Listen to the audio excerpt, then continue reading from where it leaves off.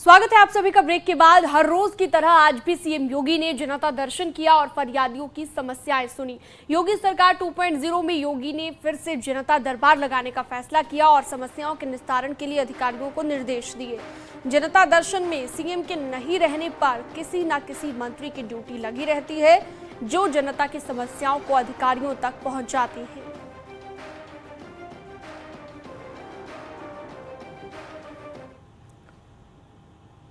वहीं deputy CM Keshav Prasad Maurya ने news 18 पर 30 दिनों के काम को बताया है।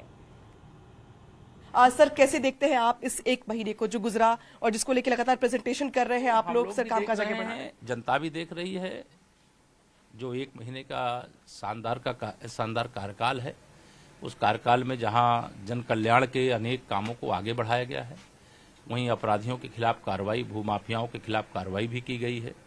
उत्तर प्रदेश में सुशासन है, इसका संदेश दिया गया है। कानून व्यवस्था यहाँ पर दुरुस्त है और गरीब कल्याण का जो यज्ञ है, माननीय प्रधानमंत्री जी का जो सपना है, आदरणीय योगी जी के नेतृत्व में हम लोग उसे पूरा कर रहे हैं। कानून व्यवस्था क्या फिर से एक बड़ी चुनौती बन गई? कानून व्यवस्था दुरुस्त है। घटनाएं जो हुई हैं उनका खुलासा हो रहा है। पहली घटना आप सब लोगों ने भी दिखाया है कि अगर कोई एक परिवार ही अपने घर के अंदर ही किसी घटना को कर देता है तो कानून व्यवस्था पर सवाल उठाना अनुचित है।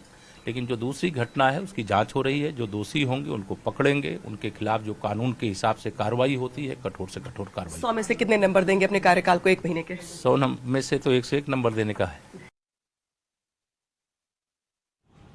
तो वही सरकार का एक महीना पूरा होने पर उच्च शिक्षा मंत्री योगेंद्र उपाध्याय का कहना है कि छात्र छात्राओं को तकनीक से जोड़ा जा रहा है।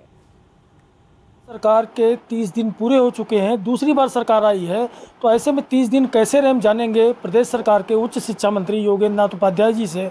सर, बताइएगा कि 30 दिन कैसे रहे, आपको कैसा महसूस हो रहा? 30 दिन में क्या कार्य हुआ? जैसे ऐसा है कि 30 दिनों के अंदर 100 दिन की, 2 साल की और 6 महीने की, इस तरह से कार्य योजनाएँ तैयार की गई हैं, जिसमें 100 दिन की कार्य योजना को गति मिल चुकी है। जैसे कि 100 दिन में टारगेट तय किया गया था कि 9 लाख टैबलेट या स्मार्टफोन बांटे जाएंगे छात्र छात्राओं को, जिससे कि शिक्षा को तकनीक से जोड़ने का एक उपक्रम है ये। और उसमें लगभग 30 दिन के अंदर 2 लाख स्मार्टफोन और टैबलेट बट चुके हैं। इसी प्रकार छात्रों को सस्ती शिक्षा सुलभ और परीक्षाएं सुलभ हो, तो बीएड में जो प्रवेश परीक्षाएं थीं, उस प्रवेश परीक्षाओं में शुल्क बहुत ज़्यादा था। 33% की भारी कटौती योगी जी की सरकार में उनके निर्देश पर हम लोगों ने की है। हमारे विभाग ने ग्रेडिंग सिस्टम शुरू कर दिया है। अब ग्रेडिंग भी होगी डिवीज़न के साथ साथ। ये भी आदेश जारी हो गए और इसमें काम शुरू हो गया है। तथा एक महाविद्यालय से दूसरे महाविद्यालय, एक विश्वविद्यालय से दूसरे विश्वविद्यालय में यदि छात्र प्रवेश लेना चाहता है तो वह भी सिस्टम के लिए आदेश पारित हो चुके हैं। तो जो 100 दिन के कार्य हैं, उन कार्यों में गति प्रदान करने के लिए काम शुरू हो गया है। ये 100 दिन के कार्य की जो मूल बिंदु हैं, शिक्षा का सुधार, शिक्षक के हित, छात्रों के हित और शैक्षिक वातावरण में सुधार हो, इस दृष्टि से काम चालू है।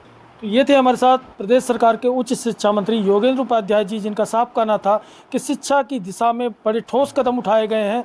साथ ही साथ टैबलेट का भी वितरण किया गया है और जो शुल्क था बीएड का, उसको भी कम किया गया है। कैमरामैन बंटी के साथ हिमांशु त्रिपाठी, न्यूज 18 आगरा।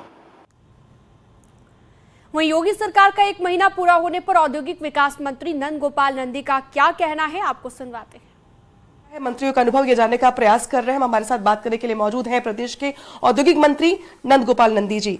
सर, जो 30 दिन रहे बीते हुए, आपके लिए विभाग नया था, सब चीजें नई थी, कैसा रहा अनुभव और कैसे देखते हैं इस टाइमिंग को? देखिए, कैसा रहा अनुभव आपको अच्छी तरह से पता है कि पिछले 2017 से 2022 में आमूलचूल परिवर्तन आया है इस प्रदेश में। आचार संहिता के 2-3 महीने छोड़ दें तो लगातार माननीय मुख्यमंत्री जी काम करते रहे हैं। मुख्यमंत्री जी की टीम मंत्रिमंडल बनने के बाद लगातार काम कर रही है। एक अच्छा प्रयास पिछली बार भी हुआ था, इस बार और अच्छा हुआ कि सारे डिपार्टमेंट का प्रेजेंटेशन लिया गया, सारे माननीय मंत्रीगण वहाँ पर उपस्थित रहे। बहुत कुछ सीखने को मिलता है इससे, बहुत सारी विभाग की जानकारियाँ मिलती है जो मुझे लगता है कि पूरे 5 साल काम करने पे ना मिलती, वो सब भी जानकारी वहाँ मिल जाती है। क्या तैयारी शुरू हो गई है आपके लेवल पर? ग्राउंड ब्रेकिंग सेरेमनी की बात भी की जा रही है। देखिए, कोई भी लक्ष्य मनुष्य के प्रयास से बड़ा नहीं होता है। उसको अगर हम लगातार पहले दिन से ही प्रयास करते हैं और टारगेट बना के, हमारा 5 साल का टारगेट अगर 10 लाख करोड़ का है तो 1 साल में 2 लाख करोड़ होने चाहिए।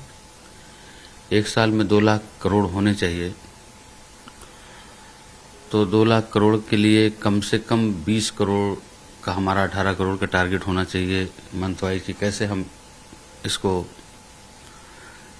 करें पूरा। ये नंद गोपाल नंदी जी हैं जो हमसे बात कर रहे थे, और सबसे बड़ी बात ये कि कह रहे थे कि जिस तरीके से अब तक का जो भी कार्यकाल रहा है 30 दिनों का, उसमें इन्होंने अपनी ओर से जो कामकाज किए हैं उसके बारे में जानकारी दे रहे थे। साथ ही प्रयास ये है कि जिस तरीके से टारगेट तय किया गया है 10 लाख करोड़ का, इन्वेस्टमेंट का 5 लाख में, तो उसको मंथ वाइज डिवाइड करके, डे वाइज डिवाइड करके इसको आगे लेके चला जाए।